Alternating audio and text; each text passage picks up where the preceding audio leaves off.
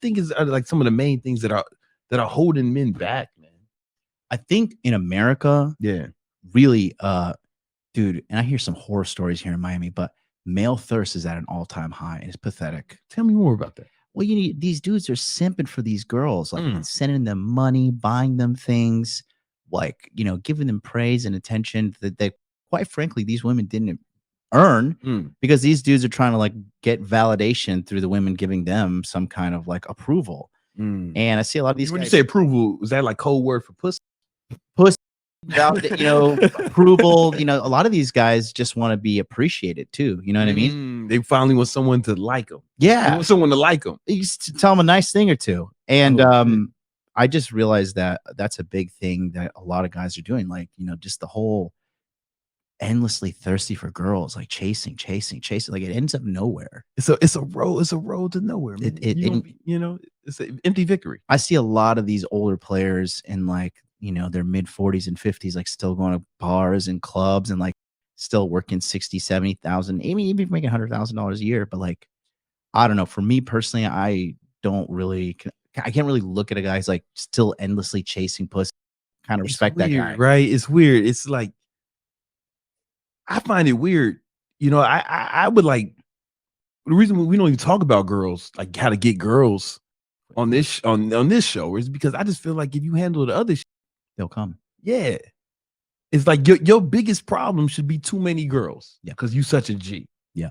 Right. And you can make that. You can make yourself like that. Yeah. Do you believe that? I want to hear some, because people are like, Brandon, it's easy for you because you're so handsome, charming, rich, successful.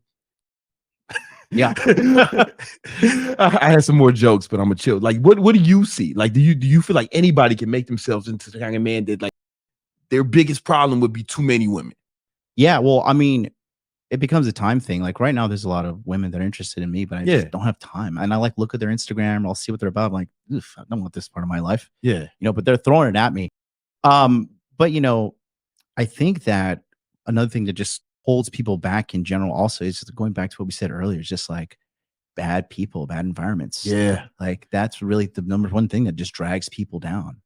And what about upbringing? Like, do you think like family plays a lot of role in like how these guys are? Yeah. Brought up. So I'll say this, like, it's hard to get sympathy out of me because like, I was like, you had the same dude, it was worse. Like, we had like, there was levels of physical abuse, emotional abuse, never met my dad, whore, sleeping on this person's couch when we were like bouncing from house to house all through middle school. Finally, there's some stability in high school, thank God. Yeah. But that's really difficult. I read I don't mean to cut you off. Oh, I do, but I'm saying like I'm gonna give you some praise, right? The fact that you overcame that.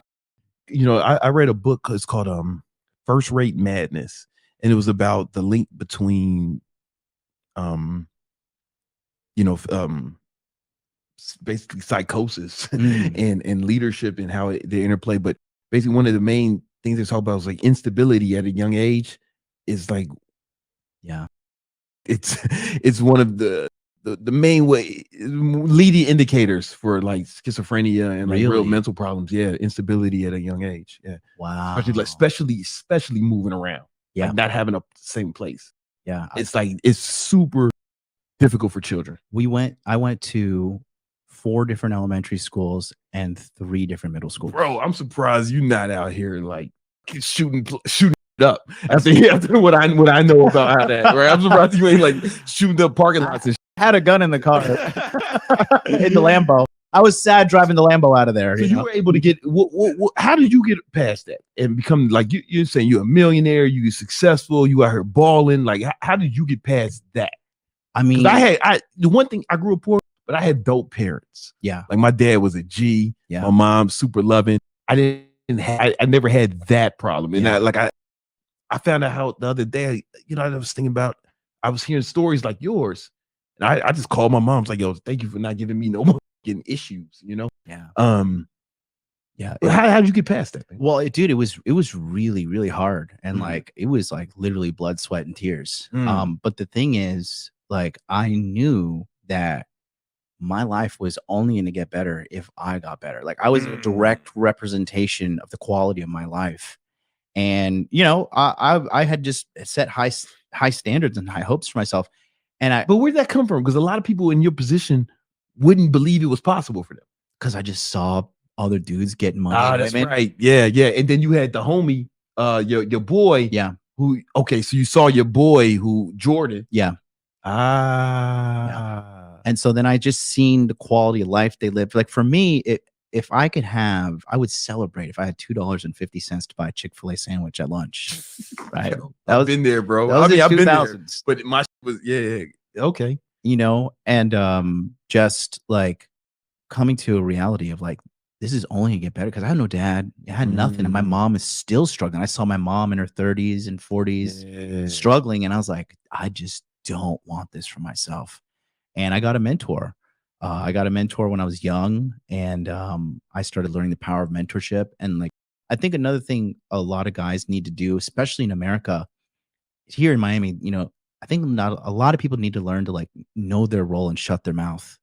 Like know where you fit in the hierarchy. Like I would never come in here and be like, well, Brandon, this is how we're gonna run the show, you know, and like because you'd kill me. But but I think people really need to understand the power of humbling yourself and submitting yourself to someone who has achieved what you want and shutting up and listening. Because a lot of people, everyone want to talk, but they don't listen, and they definitely, a very small percentage of them apply that. Yeah, you know, it's funny you mentioned that because that's something I think about, like even within my own organization, like I'm boss, right? But I don't look at myself like that. Like when we're doing some video, you know, it's like, all right, Nima's like actually in charge, right? Like Nima can tell me what to do. I'm like, hey man, he's the expert in this, right? And so if I go here and tell him, no man, we got to do it like this, we got to do it like this, like he knows. I don't know how to turn these cameras on. Yeah.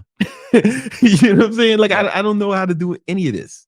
You know what I'm saying? Nima's in charge, right? So it's like, I'll have input of how I want it, or we may come up with a game plan together. But when it comes to execution, a lot of times I'll be like, hey, man, what do you see? Where should we do this? Right? Like, you know, like I let.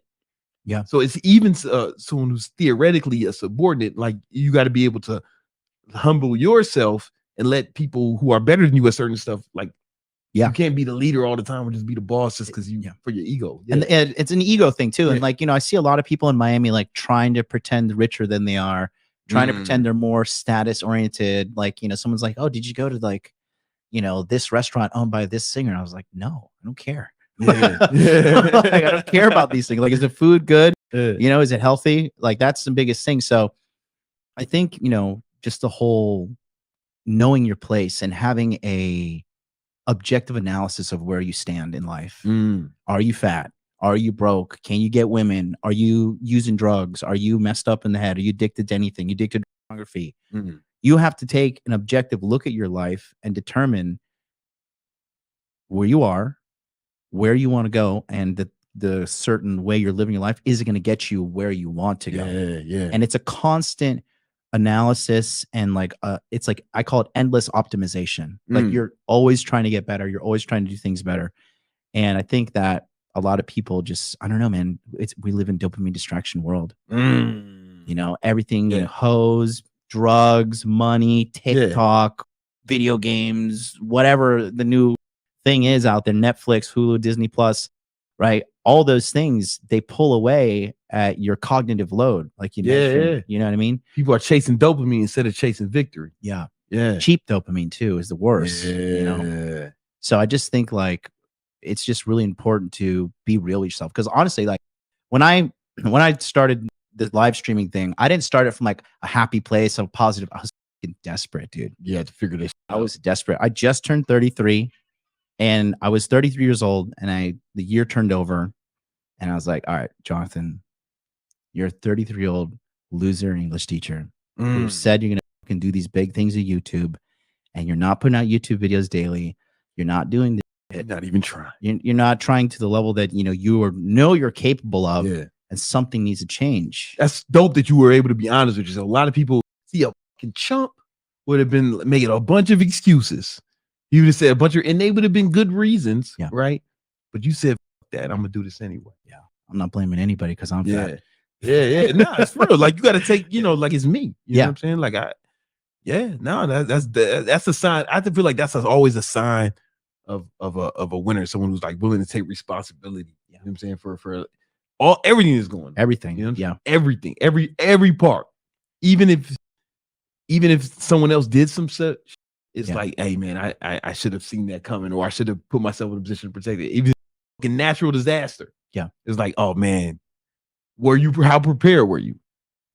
You know what I'm saying? Like, were you prepared? Did you have it? Yeah. Did you have in the the canned goods, or like, you got really taking responsibility for everything. Yeah. That's dope. That I think that's a fucking takeaway, man. Like, I think it really and it's, to be honest, it's painful to look at yourself and realize, these are some inadequacies that I have. Like, this is so easy to blame everyone else. And that's what everybody does. Yeah. But the thing is, when you don't take responsibility, you leave power on the table.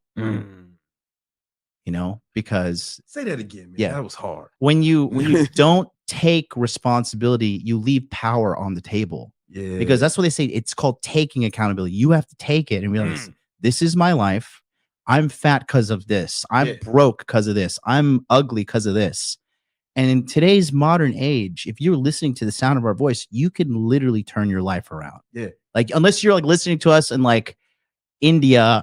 If you're in Syria, listen, I'm sorry, man. You need to chase dopamine. Right? And just try to enjoy the time you got left. Yeah.